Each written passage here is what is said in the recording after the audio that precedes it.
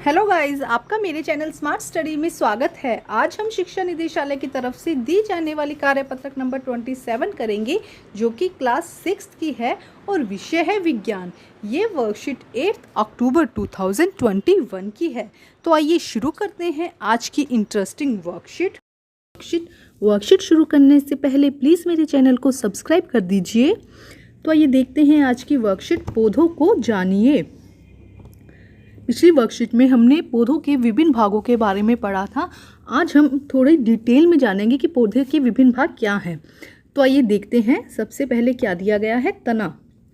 तना पौधों का वह भाग होता है जो ज़मीन के ऊपर होता है। प्राय यह हरे रंग का होता है। ज़्यादातर पौधों में यह ऊर्ध्वाधर ऊपर की ओर रहता है। तो देखिए बेटा, ये जो पार्ट है ना, इसे हम क्या कहते हैं? तना। ये क्या होता है? ज़मीन के ऊपर होता है और हरे रंग का होता है। ज़्यादातर पौधों में यह ऊर्ध्वाधर ऊपर की ओर रहता है। इसमें शाखाएं, पत्तियां, फूल और कलियां होती है। देखो, इसी से शाखाएं निकलती हैं, यहीं पे पत्तियां होती हैं, फूल होता है, इसी में से निकलता है। तने में वह स्थान जहाँ से पत्तियां निकलती है उसे पर्व कहा जाता है। तो देखिए बेटा, ये स्थान, ये आपको दिखाई दे रहा है यहाँ पे, जहाँ जैसे कि ये मान लो कि तना है, इसमें से यहाँ से क्या होगी? पत्तियां निकलेंगी, शाखाएं निकलेंगी। तो यह स्थान जहाँ से पत्तियां निकलती है उसे हम पर्व कहते हैं। तो देखो, पर्व संधि कहते हैं। बेटा इंपॉर्टेंट क्वेश्चन है कि पर्व संधि किसे कहा जाता है?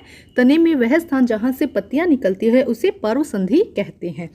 और इन दोनों पर्व संधियों के बीच के भाग को पर्व कहा जाता है। तो देखते हैं, हम समझते हैं। जैसे कि बेटा देखो, यहाँ पे हमने ये तना लिया और यहाँ पे ये एक पत्ती आई है और यहाँ पे ये दूसरी पत्ती, इसी तरह से लगी होती है पत्तियाँ।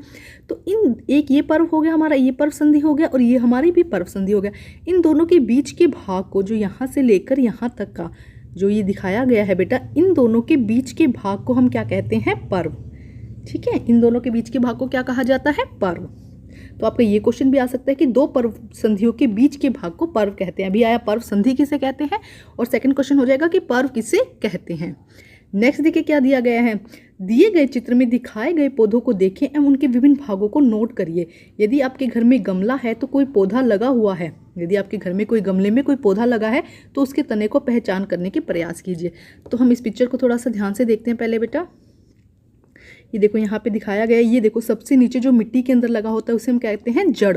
ठीक है, और यहाँ पे हमने इसको क्या कहा? लीफ या पत्ती। जो ये वाला पार्ट है ना बेटा, जो हरा भाग होता है, इसे हम क्या कहते हैं? तना। और यहाँ पे ये क्या हो गया हमारा? फ्लावर या फूल। ठीक है स्टूडेंट्स, इसी तरह आपके घर में अगर कोई पौधा लगा है तो आप उसे देखिएगा। अब हम देखते हैं तने के क्या कार्य हैं। पौधों को सीधा खड़ा रखने में तना सहायता करता है। तो देखो, प्लांट की जैसे यहाँ पे जड़ होगी, अब पौधा क्या होगा? सीधा खड़ा होगा, ऊर्ध्वाधर ऊंचाई की तरफ जाता है ना, तो इसको खड़ा रखने में एक सपोर्ट देता है, सहारा देता है तना। पौधे को सीधा खड़ा रखने में सहायता करता है। इसमें शाखाएं, पत्तियां, फूल और कलियां होती है। अब यहीं से देखो क्या निकलती है? शाखाएं निकलती है। अगर ब्रांचेस निकलेंगी तो देखो यहीं से निकलती है ना प्लांट की। तो जितनी भी पौधों की शाखाएं होती हैं, पत्तियां होती हैं, फूल और कलियां सभी तनों में से निकलती है। इसके अलावा देखो क्या कहा गया है, इंपॉर्टेंट काम है बेटा ये। पानी और खनिज को जड़ों से पत्तियों और पौधों के अन्य भागों तक पहुंचाता है। अब देखो, हमने जब हम पौधों को पानी देते तो हम पौधों की जड़ों में पानी देते हैं। यहाँ से क्या होता है? जड़ें क्या करती हैं? तनों को पानी दे देती हैं, और यहाँ से तना पूरे पौधे के विभिन्न भागों तक पानी पहुँचाता है। तो देखो क्या कहा गया है, पानी और खनिज को जड़ों से पत्तियों और पौधों के अन्य भागों तक पहुंचाता है। तो तना क्या करता है? पौधों के विभिन्न भागों तक क्या पहुंचाता है? जड़ों से पानी लेकर पौधों के विभिन्न भागों तक पहुंचाता है। भोजन को पत्तियों से पौधों के विभिन्न भागों तक पहुंचाता है। अब हमने देखा था कि जो पत्तियां होती हैं, ये बच्चे आपको पता होगा, पिछली क्लासेस में देखा होगा कि पौधों की जो पत्तियां होती हैं वहाँ पे क्या बनता है? खाद्य पदार्थ बनता है, भोजन बनता है पौधों के लिए। तो यही भोजन इसी तने के द्वारा पौधों के विभिन्न भागों तक जाता है। तो भोजन को पत्तियों से पौधों के विभिन्न भागों में पहुंचाता है। ये देखिए, कुछ पौधों के तने पौधों के लिए भोजन भी बनाते हैं। अब कुछ पौधों के तने, नॉर्मली तो क्या होता है बेटा कि जो पत्तियां हैं वो क्या करती है? भोजन बनाती है। लेकिन कुछ पौधों के तने भी क्या करते हैं? उनके लिए भोजन बनाते हैं। जैसे कि नागफनी या कैक्टस का देखा होगा ना आपने पौधा, उसके जो तना है वो क्या करता है? हरा हो जाता है और वो पौधे के लिए भोजन बनाता है। तो बेटा बहुत इंपॉर्टेंट टॉपिक है ये, तने के क्या कार्य हैं। ठीक है, 3 क्वेश्चन हो गए आज हमारी वर्कशीट में। आगे देखते हैं क्या लिखा गया है।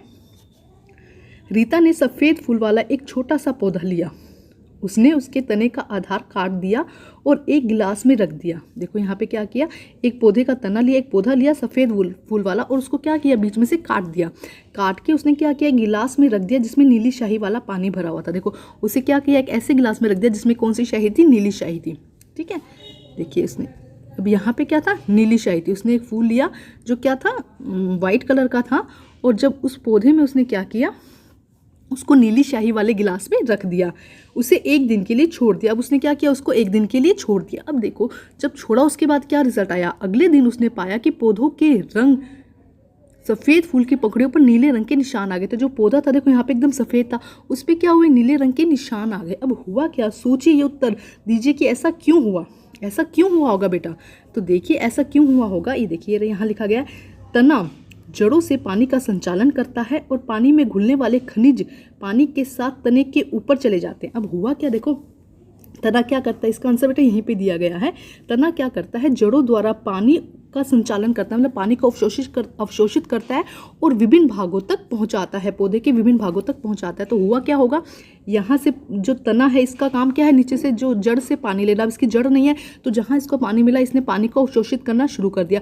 अब क्योंकि ये पानी नीले कलर का था, तो जब ये पानी फूलों तक पहुँचा, तो फूल सफ़ेद कलर के थे पहले, तो उन पर क्या हुआ, नीले रंग के धब्बे हमें दिखाई देने लगे। समझ में आया बच्चा। तो देखो क्या कहा जा रहा है, तना जड़ों से पानी का संचालन करता है और पानी में घुलने वाले खनिज पानी के साथ तने के साथ ऊपर चले जाते हैं। तने में संकरी नलिकाएं होती है जिसके माध्यम से पानी और उसमें घुले लवण जड़ों से पत्तियों और अन्य भागों तक पहुंचते हैं। तो देखिए इसमें हम लिख सकते हैं बेटा कि तने द्वारा, देखिए हम क्या लिख सकते हैं, तने द्वारा नीला पानी जो दिया गया है ना यहाँ पे, नीला पानी अवशोषित हुआ, तनों द्वारा नीला पानी अवशोषित होकर फूल तक पहुंचा,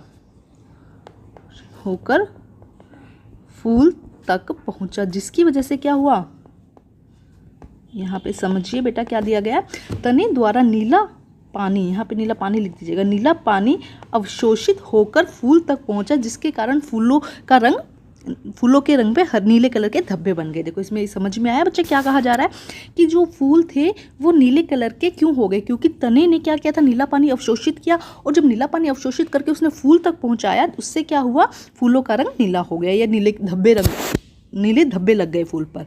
ठीक है, अब हम करते बेटा इसके क्वेश्चन आंसर। आइए करते हैं इसके क्वेश्चन आंसर।